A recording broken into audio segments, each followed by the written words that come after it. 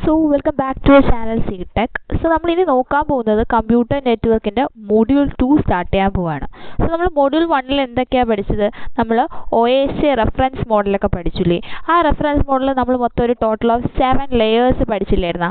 ആ 7 ലെയേഴ്സിലുള്ള ഒരു data link layer, ആ ലെയേഴ്സിലുള്ള ഡേറ്റ ലിങ്ക് ലെയറിനെ പറ്റി ഡീറ്റെയിൽ ആയിട്ടാണ് മൊഡ്യൂൾ 2 ൽ നമ്മൾ ഡിസ്കസ് ചെയ്യാൻ പോകുന്നത്. അതിൻ്റെ സിലബസ് ആണ് ഈ കൊടുത്തിട്ടുള്ളത്. സോ എന്താണ് ഡേറ്റ ലിങ്ക് ലെയർ എന്ന് നോക്കാം. മൊഡ്യൂൾ 2 ൽ first topic ആണ് data link layer. So data link layer divides a stream of bits received from the network layer into manageable data units called frames. അപ്പോൾ data link layer എന്താ ചെയ്യുന്നത്? നമ്മുടെ network ലെയറിൽ നിന്ന് കിട്ടുന്ന stream of bitsനെ ഡിവൈഡ് ചെയ്ത് അത് manageable data units ആയിട്ട് മാറ്റും.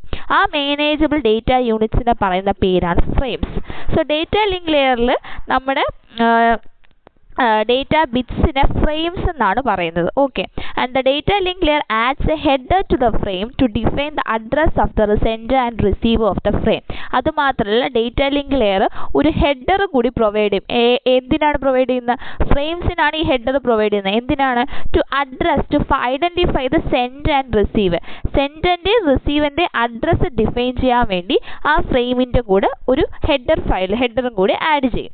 If the rate at which the data absorbed by the receiver is less than the rate at which the data produced by the sender, data link layer imposes a flow control measure.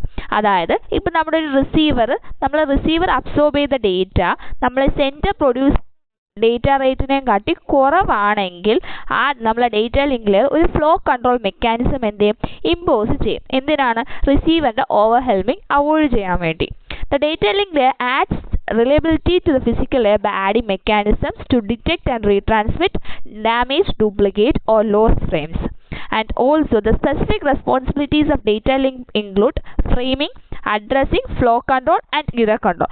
Main ആയിട്ടുള്ള responsibilities ആണ് framing, addressing, flow control, error control. ഇതെന്താണെന്ന് ഓരോന്നായിട്ട് ഈ മൊഡ്യൂളിൽ നമ്മൾ discuss ചെയ്യുന്നതായിരിക്കും. Okay, the data link layer is responsible for error-free transfer of data. Data link layer ആണ് നമ്മളെ ഡേറ്റ ഫ്രെയിംസിനെ error free ആയിട്ട് ട്രാൻസ്ഫർ ചെയ്യാനുള്ള റെസ്പോൺസിബിലിറ്റി ഡേറ്റ ലിങ്ക് ലെയറിനാണ്. അതേപോലെ the purpose of data link layer is to transfer the blocks of data without error free ആയിട്ട് data blocks transfer ചെയ്യാനാണ് data link ലെയറിന്റെ purpose.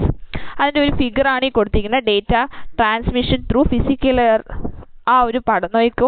നമ്മുടെ ആ ഒരു ഫ്രെയിം ഫോർമാറ്റ് ആണ് കൊടുത്തിരിക്കുന്നത്. ഒന്നും കൂടെ കാണിച്ചു തരാം.